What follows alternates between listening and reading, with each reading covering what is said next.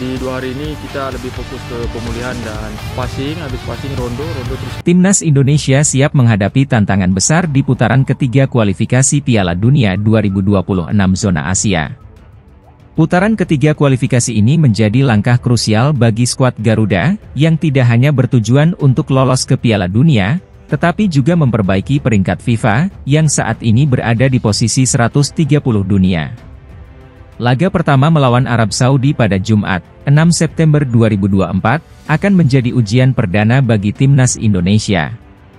Bertarung di grup yang berat, Indonesia juga akan menghadapi raksasa Asia, Jepang, yang konsisten tampil di Piala Dunia. Pelatih Shin Tae-yong telah memanggil 26 pemain terbaik, yang merupakan kombinasi dari talenta lokal berbakat dan sejumlah pemain keturunan yang berkarier di Eropa. Skuad ini diharapkan mampu memberikan perlawanan sengit kepada tim-tim kuat di grup ini.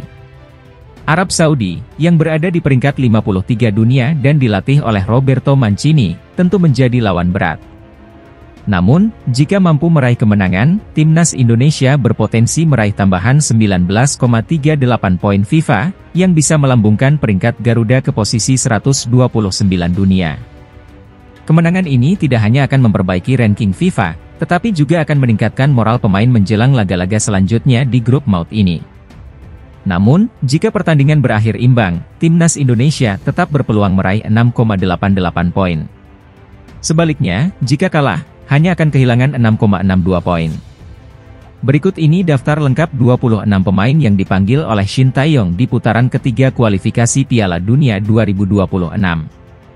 Hernando Ari, Adi Satrio, Nadeo Argawinata, Martin Paes, Wahyu Prasetyo, Asnawi Mangkualam, Ricky Kambuaya, Egy Maulana, Justin Hubner, Pratama Arhan, Dimas Drajat, Jay Idzes, Nathan Choyaon, Kelvin Verdong, Tom Haye, Rafael Struik, M. Ferrari, Sandy Walsh, Marcelino Ferdinand, Ramadan Sananta, Rizky Ridho, Shain Patinama, Ivar Jenner, Witan Sulaiman, Ragnar Oratmangoen, Hoki Caraka. Kelvin Verdong, yang kini memperkuat NEC Nijmegen, menjadi kunci kemenangan timnya saat menghadapi PEC Zwolle pada Sabtu, 24 Agustus 2024. Dalam laga yang berakhir dengan kemenangan tipis 1-0 untuk NEC Nijmegen, Verdong tampil sebagai starter dan menunjukkan performa yang mengesankan. Melansir dari SofaScore, pemain berusia 27 tahun ini mencatatkan 3 kali intercept, 1 tackle, dan akurasi umpan yang mencapai 81%. Berkat penampilan gemilangnya, Kelvin Verdong masuk dalam Best 11 Eredivisie pekan ini versi ESPN. Tak hanya ESPN, media lokal Belanda, Forza NEC, juga memberikan pujian kepada Verdong. Media tersebut menyebutnya sebagai salah satu pemain paling stabil di posisi bek kiri dan memuji kontribusinya dalam membantu serangan tim. Sang bek kiri merupakan salah satu faktor paling stabil dalam tim Rogier Meijer musim lalu, tulis Forza NEC. Mereka juga menambahkan bahwa kualitas Verdong dalam membangun serangan sangatlah penting bagi NEC Nijmegen. Dengan penampilan apik tersebut, harapan besar kini disematkan pada Verdong untuk membantu Timnas Indonesia di putaran ketiga kualifikasi Piala Dunia 2026. Timnas Indonesia akan memulai perjuangan mereka dengan menghadapi tantangan berat melawan Arab Saudi pada Jumat, 6 September 2024, di King Abdullah Sports City.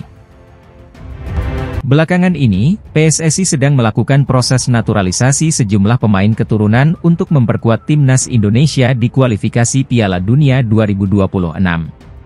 Salah satu nama yang santer dibicarakan adalah Jairo Riedewald, mantan penggawa Ajax Amsterdam yang kini bermain di Premier League bersama Crystal Palace. Kabar ini pertama kali diungkapkan oleh pengamat sepak bola, Roni Pangemanan, yang menyebut bahwa Jairo berencana datang ke Indonesia setelah musim Premier League berakhir untuk mengurus proses naturalisasinya.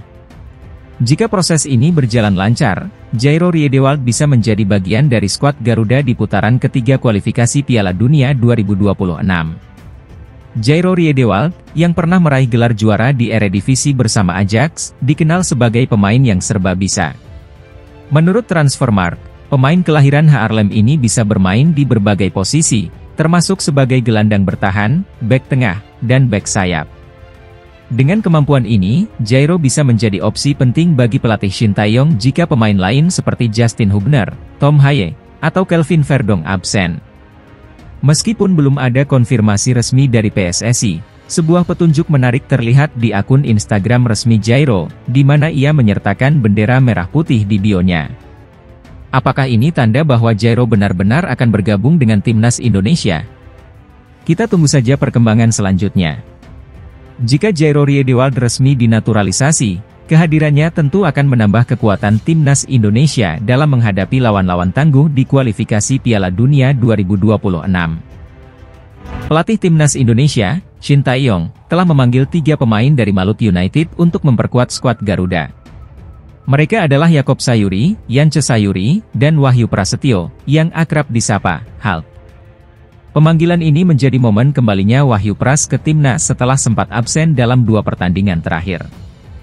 Kehadiran Wahyu Prasetyo diharapkan dapat memperkuat lini belakang timnas Indonesia, mengingat absennya 2 bek andalan, Justin Hubner dan Jordi Amat.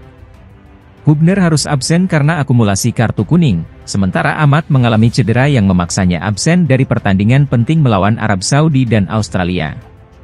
Timnas Indonesia akan menghadapi tantangan berat dalam 2 pertandingan mendatang. Pertama, mereka akan bertanding melawan tuan rumah Arab Saudi pada tanggal 5 September 2024 di King Abdullah Sports City Stadium, Jeddah.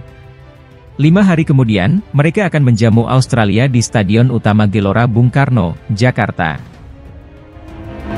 Timnas Indonesia tengah bersiap menghadapi tantangan besar di putaran ketiga kualifikasi Piala Dunia 2026.